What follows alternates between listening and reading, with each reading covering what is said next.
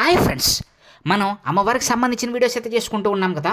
మరి దసరా నవరాత్రుల్లో అమ్మవారు మహాలక్ష్మిగా మహాకాళిగా కూడా అవతారాన్ని అయితే చూస్తూ ఉంటాం కదా. మరి ఈ మహాకాళి అవతారంలో మరి అమ్మవారిని కనుక మనం గమనించినట్లయితే కనుక అమ్మవారి కాళ్ళ దగ్గర పరమేశ్వరుడు అయితే ఉంటాడు. మరి అసలు పరమేశ్వరుడు అమ్మవారి కాళ్ళ దగ్గర ఎందుకున్నాడు, అమ్మవారి పాదాల దగ్గర పరమేశ్వరుడు ఉండటం అనేది అసలు చాలామందికి అంతుపట్టలేనట్టు ఒక ప్రశ్నగా అయితే మిగిలిపోతుందన్నమాట. దీనికి సంబంధించి పురాణాల్లో ఒక అద్భుతమైనటువంటి వివరణ అయితే ఉంది. మరి సాక్షాత్తం పరమేశ్వరుడు అమ్మవారిని శాంతపరచడానికి ఆ విధంగా పరమేశ్వరుడు అమ్మవారిని పాదాల దగ్గర అయితే ఉండడం జరిగింది. దానికి సంబంధించినటువంటి కథ అనేది ఇప్పుడు మనం తెలిసేసుకుందాం. మీరు ఎవరైనా ఫస్ట్ టైం మా ఛానల్ చూస్తున్నారా అయితే వెంటనే సబ్స్క్రైబ్ చేసుకుని మా వీడియోని లైక్ చేయండి. అలాగే మా ఛానల్ని సబ్స్క్రైబ్ చేసుకుని పక్కన ఉన్న బెల్ ఐకాన్ని క్లిక్ చేసేయండి. మరి ఈ వీడియోని స్కిప్ చేయకుండా చివరి వరకు చూడండి. మరి కాళీమాతగా మనందరం కూడా అమ్మవారిని మరి కొలుచుకుంటూ ఉంటాం కదా. కాళీమాత అంటే ఉగ్రదేవత అని మనందరికీ తెలుసు.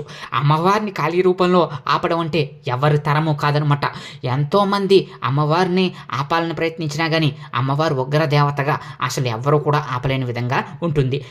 శత్రు సంహారం చేసేటువంటి అమ్మవారిని మరి ఆపడం అంటే ఎవరి తరం కాదనమాట. మరి పూర్వం రక్తబీజుడు అనేటువంటి ఒక రాక్షసుడు ఉండేవాడు. ఆ రాక్షసుడు మరి పరమేశ్వరుడి నుంచి మరి వరం అయితే పొందడం జరిగిందనమాట.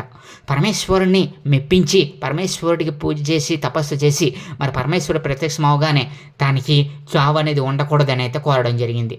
దాంతో పరమేశ్వరుడు ఆ వరం ఇవ్వలేను అని అంటే, అయితే నా నుంచి వచ్చినటువంటి రక్తం నుంచి వేలాదిగా రక్త బీజులు పుట్టుకు రావాలని, ఆ రక్త బీజుల్ని నా నుంచి ఒక చుక్క రక్తం కింద పడితే ఆ రక్తం నుంచి వేలాది మంది వందలాది మంది రక్త బీజులు తనకైతే ఉద్భవించాలని అయితే వరం కోరుకుంటాడు.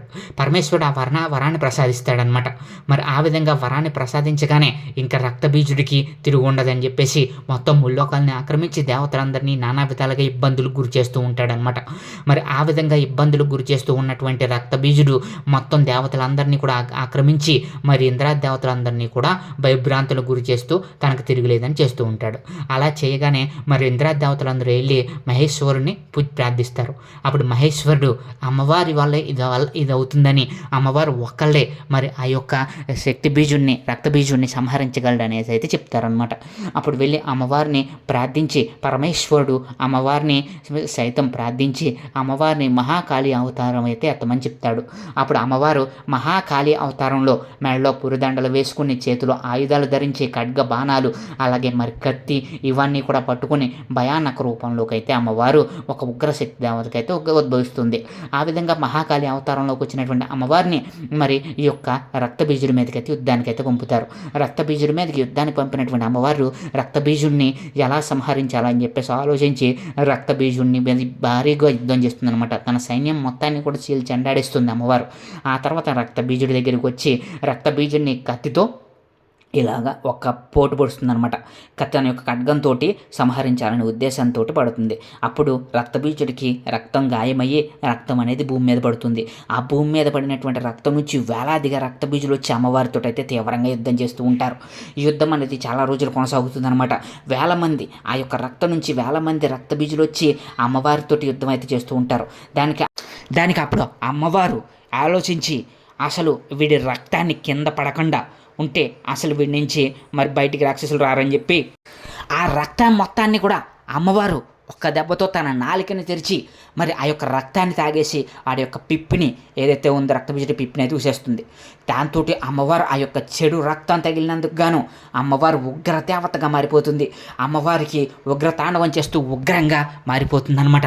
దీంతో అమ్మవారిని శాంతింపజేయడం ఎవ్వరి తరము కాదు. ముల్లోకాలు మొత్తం కూడా అమ్మవారి యొక్క ఉగ్ర రూపాన్ని చూసి తట్టుకోలేకపోతూ ఉంటాయి. మొత్తం దేవతలందరూ కూడా అమ్మవారి యొక్క ఉగ్ర రూపాన్ని చూసి తట్టుకోలేక ఆ యొక్క చెడు రక్తంతో అమ్మవారు ఉగ్రంగా నాట్యం చేస్తూ ఉగ్రంగా తయారై అమ్మవారిని ఎవరు ఆపలేని విధంగా అయితే అయిపోతుంది. భద్రకాళి అవతారంలోకి అయితే వచ్చేస్తుంది. ఆ విధంగా వచ్చినటువంటి అమ్మవారిని ఎవ్వరు మానవుల వల్ల కానీ దేవతల వల్ల కానీ ఎవ్వరి వల్ల అమ్మవారు అయితే ఆగదని మొత్తం దేవతలందరికీ అర్థమైపోతుంది.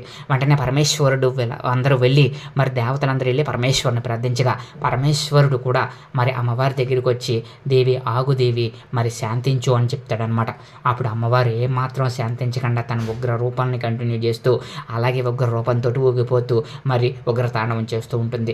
ఆ విధంగా పరమేశ్వరుడు ఎంత చెప్పినా ఆగపోయేసరికి పరమేశ్వరుడు ఏ విధంగానైనా సరే అమ్మవారిని ఈ యొక్క కాళీమాత నుంచి ఉగ్రరూపం నుంచి తప్పించాలని చెప్పేసి తాను వెళ్ళే మార్గంలో మరి పడుకుని ఉంటాడు.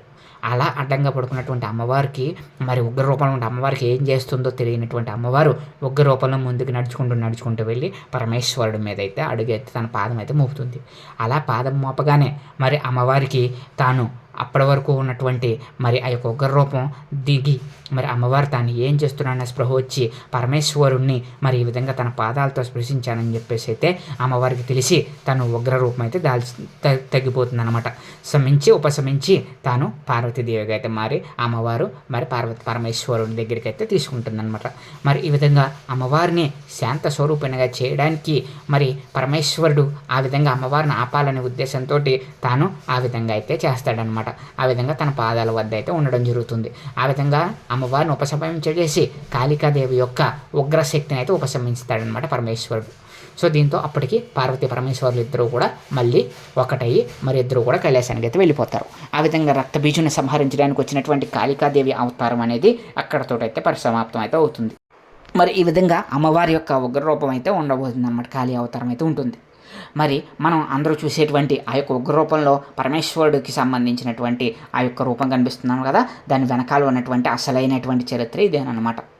సో మరి ఈ విధంగా మనకి ఈ యొక్క పురాణాల ప్రకారం అయితే పరమేశ్వరుడు గురించి అయితే ఈ విధంగా అయితే చెప్పబడింది.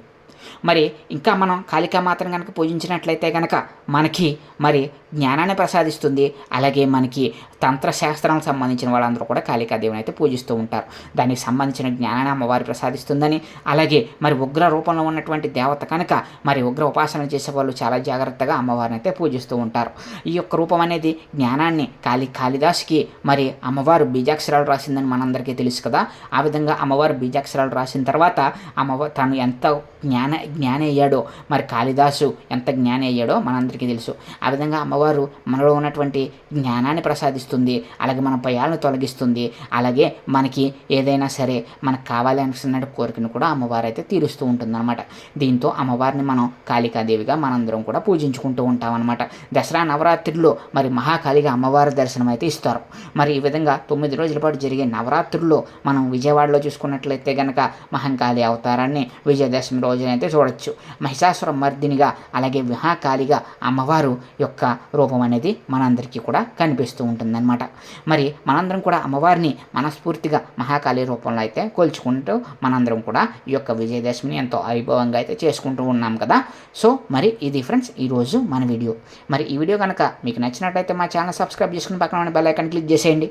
అలాగే మా వీడియోని మీరు ఎంతమంది ఫాలో అవుతున్నారో కూడా మా కామెంట్ సెక్షన్లో కామెంట్ చేసేసి మరి మా ఛానల్కి సపోర్ట్ చేయవలసిందని నేను మనస్ఫూర్తిగా అయితే కోరుకుంటూ ఉన్నాను friends. Thank you so much.